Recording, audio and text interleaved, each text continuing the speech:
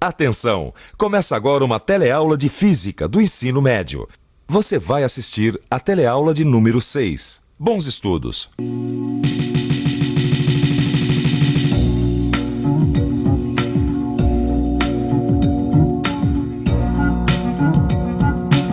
Mas você gosta de reclamar, hein? Pelo amor de Deus! Você gosta muito de reclamar, não pode ser. Ó, você ainda não entendeu que empurrar o carro vai ser muito bom para nossa teleaula de hoje? Vai ser bom pra teleaula. É verdade, não é desculpa não. Sabe o que é? É que nessa teleaula nós vamos começar a entender um conceito que é muito importante em física, o conceito de força. Nessa teleaula, você vai ver que a força é um vetor. Vai aprender como se mede uma força.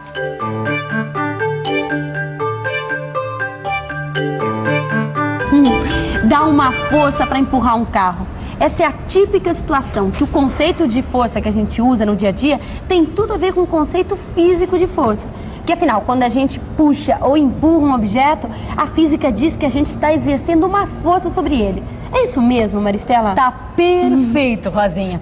Mas tem que lembrar que existem situações em que a gente pode exercer uma força sobre um objeto sem precisar encostar nele. Olha só, quando a gente aproxima um ímã de outro ímã, ó, esse ímã se afasta, se aproxima, quer dizer, esse ímã está exercendo uma força sobre o outro sem entrar em contato com ele. Ah, mas peraí, tem outros exemplos desse tipo de força, não tem? Claro que tem. Você também quer saber? Então lá vai. A força gravitacional é uma força desse tipo, ou seja, ela atua à distância. É ela que mantém a Terra girando ao redor do Sol e também a Lua girando em torno da Terra. Outro exemplo é a força elétrica de atração que faz os elétrons girarem em torno do núcleo do átomo. Mas, independente do tipo, tem uma coisa sobre o conceito de força que é muito importante. É o seguinte, a força é uma grandeza que, para a gente conhecer por completo, não basta saber quanto ela vale. Opa, Vicente, espera aí. Fala. Como é que não basta só saber o valor da força? Dois marmanjos, que nem a gente, empurrando esse carro aqui com uma força que é equivalente, vamos dizer assim, a X. O carro vai se movimentar e a gente não precisa saber de mais nada. Ah, isso é o que você pensa. Vem aqui do meu lado. Vem aqui.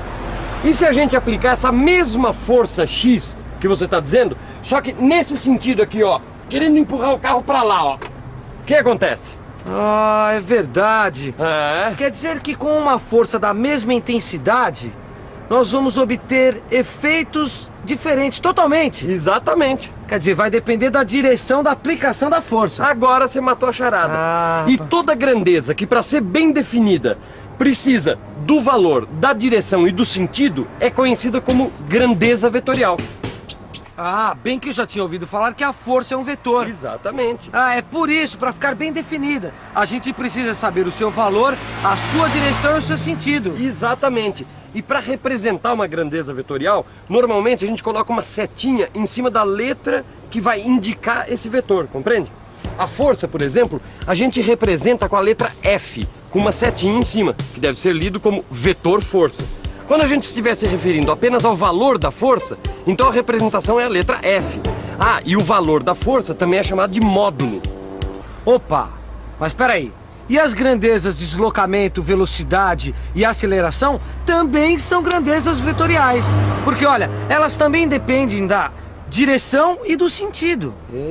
Faz sentido isso que você está falando, hein? Será que as grandezas deslocamento, velocidade e aceleração são grandezas vetoriais? Por favor, cidadão, se o senhor fosse nesse sentido aqui, com uma velocidade média de 60 km por hora, quando é que o senhor ia chegar na Lapa? Nesse sentido aqui eu não chegaria nunca, porque a Lapa fica do outro lado. Olha, tá vendo só? Para a gente fazer previsões com base na grandeza velocidade, não basta só a gente saber o seu valor, a gente tem que saber o sentido e a direção. Isso quer dizer que a velocidade é, de fato, uma grandeza vetorial, o que vale também para o deslocamento e a aceleração. Registre essa informação aí e vamos em frente. Você já sabe que para medir uma grandeza é necessário um padrão. O metro, por exemplo, é um padrão fundamental para o estudo do movimento. Mas o assunto da nossa aula de hoje é força. Então minha pergunta é a seguinte: o que significa um empurrão ou um puxão padrão? E ainda, como se estabelece um puxão padrão? Eu vou dar uma dica, hein? Tem a ver com a forma com que a Terra atrai os objetos. É isso mesmo, Rosinha. A Terra atrai os objetos de maneira distinta. Quanto maior for a massa de um objeto, maior será a força de atração. Bom, foi com base nisso que se pensou numa espécie de puxão padrão. Foi combinado o seguinte padrão: a força que a Terra tem que fazer para atrair um objeto de massa igual a 1 kg é de 1 kg força, ou 1 kgf. Quer dizer, para segurar esse peso de 1 kg, eu estou fazendo uma força de 1 kg força. Entendeu? Mas atenção, o quilograma-força não é a unidade do sistema internacional. No SI, a unidade de força é o Newton. Mas esse é um assunto para a gente estudar noutra teleaula, tá bom? Não, calma lá.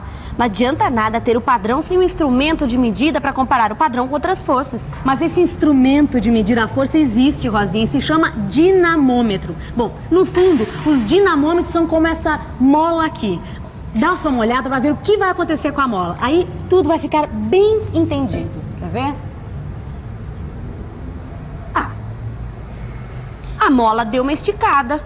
Muito bem, esse é o princípio. A gente mede quanto a mola deformou ou espichou para o puxão padrão, ou seja, para o quilograma-força. Depois é só colocar outros pesos com massas diferentes, ver quanto a mola deformou e fazer a comparação com o padrão. Você está dizendo que existe uma proporção entre a força que puxa a mola e a deformação que ela sofre? Exatamente, é a chamada lei de Hooke. Hooke foi o cientista que descobriu essa lei, que diz que dentro de certos limites existe uma proporção direta entre a força aplicada em uma mola e a deformação que a mola sofre. E essa lei é muito fácil de ser comprovada na prática. Vamos ao laboratório. Para comprovar a lei de Hooke, precisamos apenas de uma espiral de caderno, um saco plástico, água, uma régua e papel e caneta.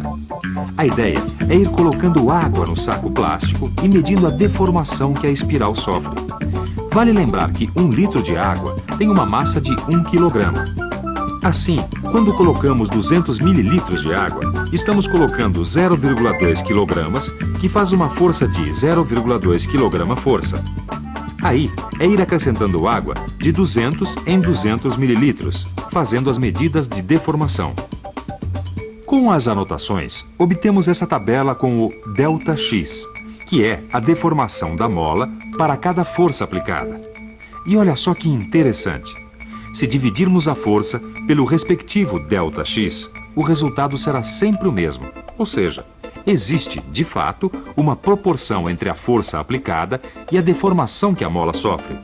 Nesse caso, o valor dessa constante é 2 kg por metro.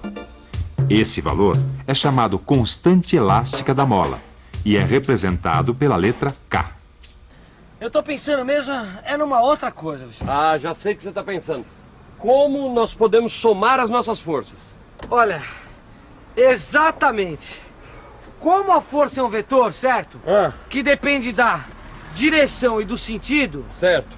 Não tem um outro jeito melhor de empurrar esse carro não, Vicente. Pelo amor de Deus, deve ter, viu? Com certeza deve ter. Quer dizer, o pior eu já sei qual é, né? O pior é você empurrar num sentido e eu empurrar no sentido contrário, né? Então, se a gente empurrar o carro na mesma direção e no mesmo sentido, a força resultante vai ser a soma das nossas forças. Ou seja, se cada um empurrar com uma força de 40 kgf, a força resultante vai ser 40 mais 40, que é 80 kgf, na mesma direção e no mesmo sentido. Então você já sabe, né? Forças na mesma direção, mas em sentidos contrários, se subtraem. Forças na mesma direção e no mesmo sentido, se somam. É isso aí. Vamos lá, Vicente, Vamos lá, lá. vamos empurrar. 2 e... Ó, soma! Que é isso?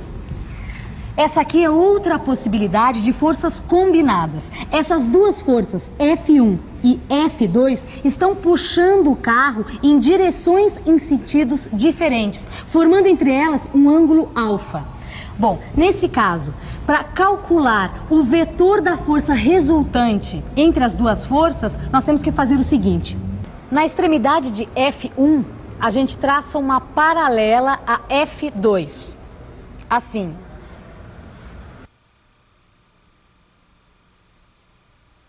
E na extremidade de F2, uma paralela a F1.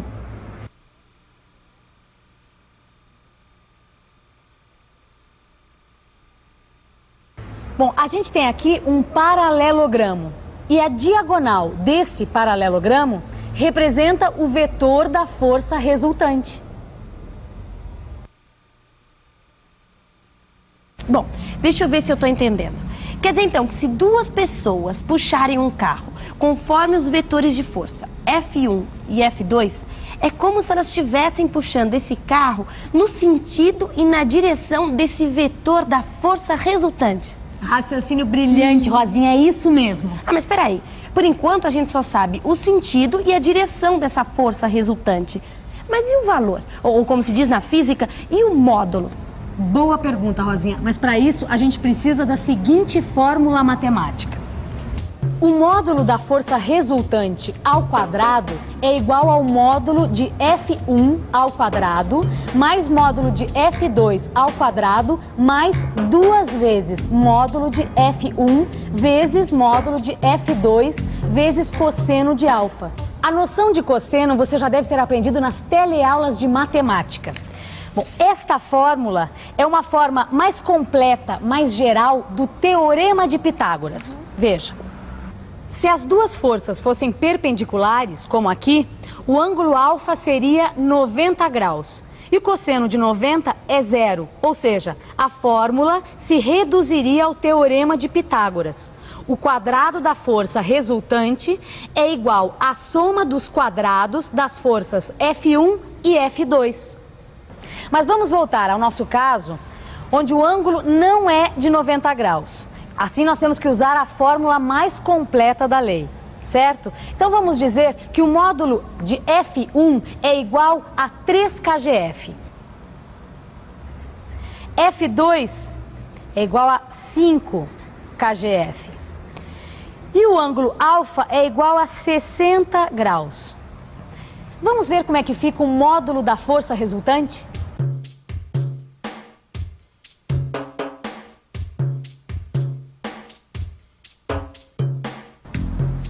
É só substituir os valores na fórmula. FR ao quadrado é igual a 3 ao quadrado mais 5 ao quadrado mais 2 vezes 5 vezes 3 vezes cosseno de 60. FR ao quadrado é igual a 9 mais 25 mais 30 vezes cosseno de 60, que é meio. Fazendo as contas, FR ao quadrado é igual a 49, ou seja, FR é igual a 7. Viu só quanta coisa a gente aprendeu hoje? E eu sei que você deve estar pensando e acho que você tem toda a razão. É melhor a gente fazer uma revisão. E atenção, se liga aí que é hora da revisão. Nessa teleaula, você viu que o conceito força é usado em situações bem cotidianas e aprendeu que força é um vetor. Quer dizer, para ficar bem definida, a gente precisa saber seu valor ou módulo, sua direção e seu sentido. Viu como se faz para definir um padrão de força e como se pode medir e comparar forças usando molas, graças à lei de Hooke. Agora é com você. Bons estudos e até a próxima. Tchau!